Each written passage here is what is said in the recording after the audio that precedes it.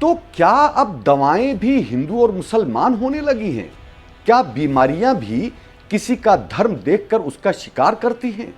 ये एक ऐसा सवाल है जिसके अलग अलग जवाब हो सकते हैं, लेकिन मुल्क के मौजूदा माहौल में ऐसे सवालात सामने आ रहे हैं।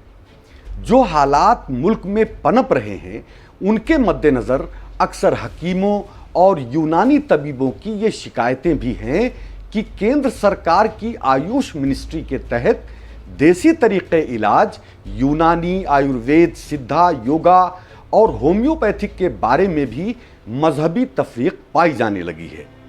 ये शिकायतें भी की जा रही हैं कि यूनानी पर सरकार उतनी तवज्जो नहीं दे रही है जितनी दूसरे तरीक़े इलाज पर ध्यान देती है।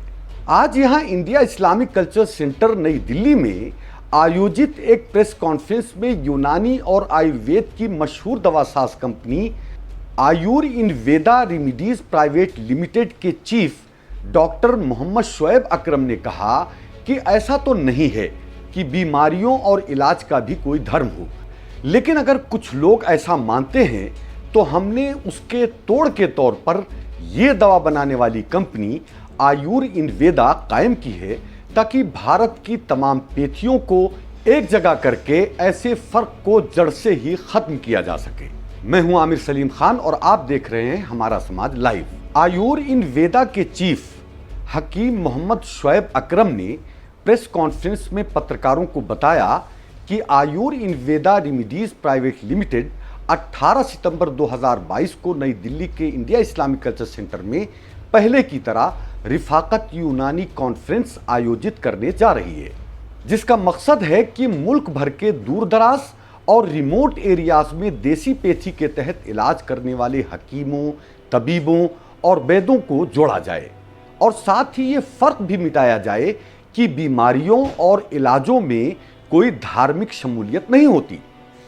वही बीमारी हिंदू को भी हो सकती है और उसी बीमारी से मुसलमान और किसी भी मजहब का मानने वाला परेशान हो सकता है। जब बीमारियों में कोई मजहबी फर्क नहीं है तो फिर इलाज और दवाओं में क्यों फर्क किया जाए? पहले हम आयुर इन वेदा के चीफ डॉक्टर मोहम्मद शोएब अकरम की ज़बानी कुछ हिस्सा बताते हैं कि वो रिफाकत यूनानी कॉन्फ्रेंस क्यों कर रहे हैं और उसका मकसद क्या है। फिर आगे बढ़ते हैं। 2020 में जब का ये लास्ट टाइम था जब हिंदुस्तान और पूरा विश्व जो है वो कोरोना कोविड-19 से उबरने की प्रोसेस में था, तो ये देखा गया कि जो हमारा इंडियन सिस्टम मेडिसिन है वो इस बीमारी में बहुत ज़्यादा कारगर है। ये आप लोग भी बेहतर इसको समझते हैं। तो उसी सिलसिले में हमने देखा कि दवाएं बनाने वाली कंपनी की बहुत ज़्यादा ज़रूरत है। उसी को सामने रखते हुए 2020 में एक मैन्युफैक्चरिंग कंपनी का कायम किया गया, जिसका नाम रखा गया आयुर इन वेदा रेमिडीज प्राइवेट लिमिटेड। बाकी तकरीबन 20-22 बीमारियां ऐसी हैं जिन पर ऐसा काम किया गया जो दूसरे दवाखाने आमतौर पर या दूसरी मैन्युफैक्चरिंग कंपनी या तो कम काम कर रही हैं या नहीं कर रही। अभी आपको एक थेरेपेटिक्स इंडेक्स इलाज दी जाएगी, जो हमारे जितने भी हमारे प्रोप्राइटरी प्रोडक्ट जो तकरीबन 90+ है उनके बारे में डिटेल उसमें होगी। इसमें आप भी खुद पाएंगे कि तकरीबन 60 से ज़्यादा ऐसे दवाएं हैं जो दूसरे दवाखाने या तो नहीं बना रहे या बहुत कम दवाखाने उनको बना रहे हैं। जैसे आमतौर पर कोलेस्ट्रॉल को कंट्रोल करने के लिए हार्ट से रिलेटेड दवाई दी जाती है। एक नुस्खा रबिया है, उसी में ऊपर नीचे करके 5 दवाओं को हमने हालांकि हार्ट प्रो भी बनाया लेकिन और उसे मुकम्मल करने की कोशिश की। लेकिन हमने कोलेस्ट्रॉल को कंट्रोल करने के लिए भी अलग से एक दवा बनाई, उसका नाम कोर्स कंट्रोल रखने रखा।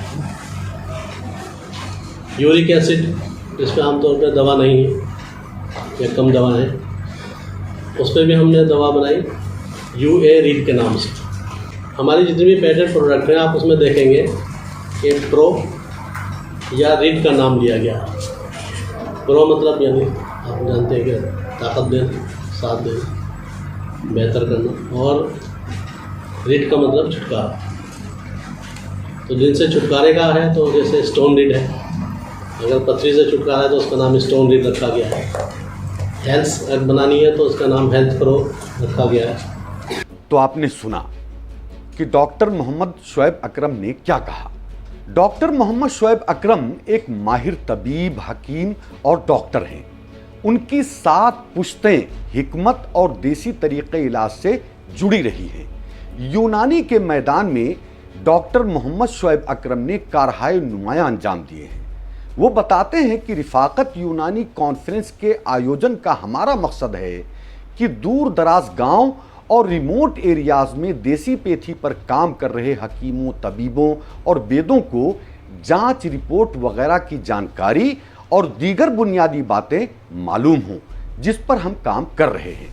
डॉक्टर मोहम्मद शुएब अकरम ने एक और अहम सिमत में पत्रकारों के सवालों का जवाब देते हुए कहा कि दवाओं में धार्मिक फर्क नहीं होना चाहिए और इसीलिए हम यूनानी के साथ साथ आयुर्वेद दवाएं भी बनाने जा रहे हैं। उन्होंने बताया कि हम इस तफरीक को मिटाने के लिए आयुर इन वेदा फाउंडेशन भी कायम करने जा रहे हैं, जो एक ऐसे इदारे के तौर पर काम करेगा जिससे सभी लोगों को एक प्लेटफॉर्म पर लाया जा सके। उन्होंने बताया कि कुछ बीमारियां ऐसी हैं जिनकी दवाएं मौजूदा दवा बनाने वाली कंपनियां कम बनाती हैं, इसलिए भी हमने दवा बनाने वाली कंपनी सेटअप की ताकि इस बड़े लेकुना और खला को पूरा कर सकें। उन बीमारियों में कई एक नाम उन्होंने बताए, जैसे कोलेस्ट्रॉल पर कंट्रोल करने वाली दवा, यूरिक एसिड, लकवा, अर्कुनिसा, राशा जिसमें कपकपी हो जाती है, और इस तरह की कई बीमारियों की दवाएं वो बताते हैं।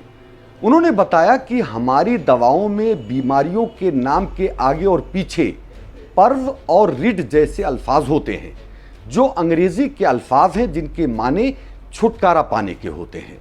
यानी इन दवाओं के लेने के बाद आप उन बीमारियों से निजात पा सकेंगे। हकीम मोहम्मद शुएब अकरम ने यूनानी, आयुर्वेद, योगा, सिद्धा और होम्योपैथिक जैसे तरीक़े इलाज पर रोशनी डालते हुए कहा कि हम इन सारी पेथियों पर काम कर रहे हैं और इनसे जुड़े हकीमों को जोड़ भी रहे हैं।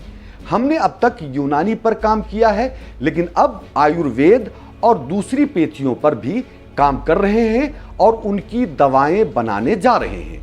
उन्होंने कहा कि हम ये चाहते हैं कि आयुष की सारी दवाएं एक छत के नीचे लोगों को मिलें और मरीजों को परेशानियों का सामना ना करना पड़े।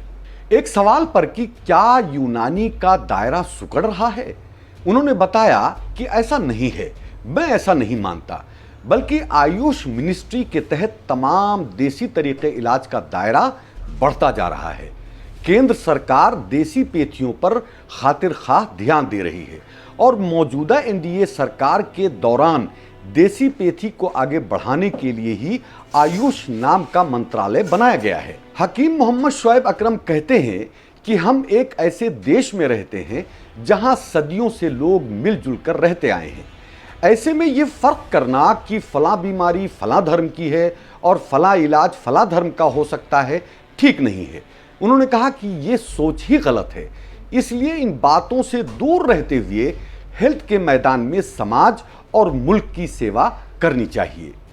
तो ऐसे में जो लोग खानों, सब्जियों, फलों, फूलों और इस तरह की चीज़ों में धार्मिक फर्क पैदा करते हैं, वो देश हित में नहीं, इसलिए ऐसी बातों से दूर ही रहना चाहिए। हमारी वीडियो को सब्सक्राइब कर लें, लाइक और शेयर करना तो हरगिज़ ना भूलें, ताकि हम आपके लिए अच्छी और सच्ची खबरें पेश कर सकें।